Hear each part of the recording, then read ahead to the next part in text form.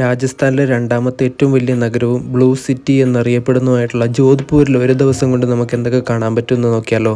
രാവിലെ തന്നെ രാജസ്ഥാനിലെ ജോധ്പൂരിലെത്തിയിട്ട് ഞാൻ ആദ്യം കാണാൻ പോയത് ഗാണ്ടഗാർ എന്നറിയപ്പെടുന്ന ക്ലോക്ക് ടവർ കാണാൻ വേണ്ടിയിട്ടാണ്. 1909 മഹാരാജ സർദാർ സിംഗിന്റെ നിർദ്ദേശപ്രകാരം നിർമ്മിച്ചിട്ടുള്ള ക്ലോക്ക് ടവറാണിത്. ഇംഗ്ലണ്ടിൽ നിന്ന് ഇറക്കുമതി ചെയ്തിട്ടുള്ള ഈ ക്ലോക്കിന്റെ സംവിധാനങ്ങൾ മൊത്തം 1910 ഇൻസ്റ്റാൾ ചെയ്യുകയും പണികൾ പൂർത്തിയാക്കുകയും ചെയ്തു. പോക്കറ്റ് വാച്ചുകൾ സാധാരണമാകുന്നതിന് മുമ്പുള്ള ഒരു കാലഘട്ടത്തിൽ ഇവിടുത്തെ തദ്ദേശവാസികൾക്ക് വിശ്വസനീയമായിട്ടുള്ള ഒരു സമയം കണക്കാക്കാനായിട്ട് ഈ ഒരു ക്ലോക്ക് ടവർ ഉപയോഗിച്ചു വരുന്നു.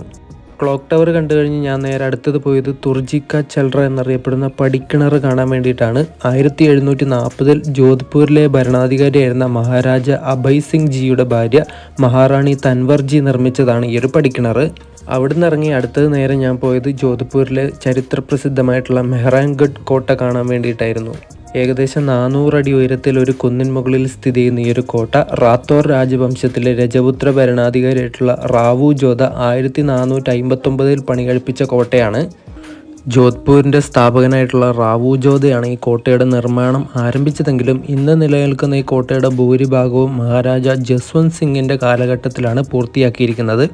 ടോട്ടലി 7 കവാടങ്ങളുള്ള ഈ ഒരു മെഹ്റാൻഗഡ് കോട്ടയിൽ വെച്ചാണ് 1994 പുറത്തിറങ്ങിയ ജംഗിൾ ബുക്കിൻ്റെയും 2012 പുറത്തിറങ്ങിയ ദി ഡാർക്ക് നൈറ്റ് റൈസസിൻ്റെയും ചിത്രീകരണ സ്ഥലങ്ങൾ.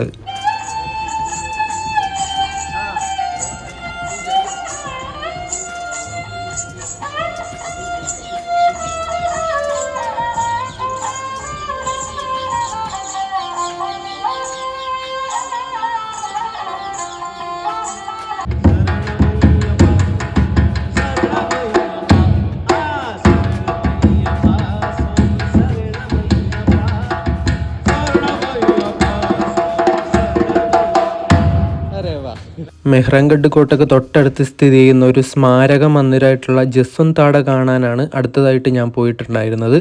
1899 ജോധ്പൂർ സംസ്ഥാനത്തെ മഹാരാജ സർദാർ സിംഗ് തൻ്റെ പിതാവായിരുന്ന മഹാരാജ ജസ്വന്ത് സിംഗ് രണ്ടാമൻ്റെ സ്മരണക്കായിട്ട് നിർമ്മിച്ചിട്ടുള്ള ഒരു സ്മാരക മന്ദിരമാണ് ജസ്വന്ത് താട.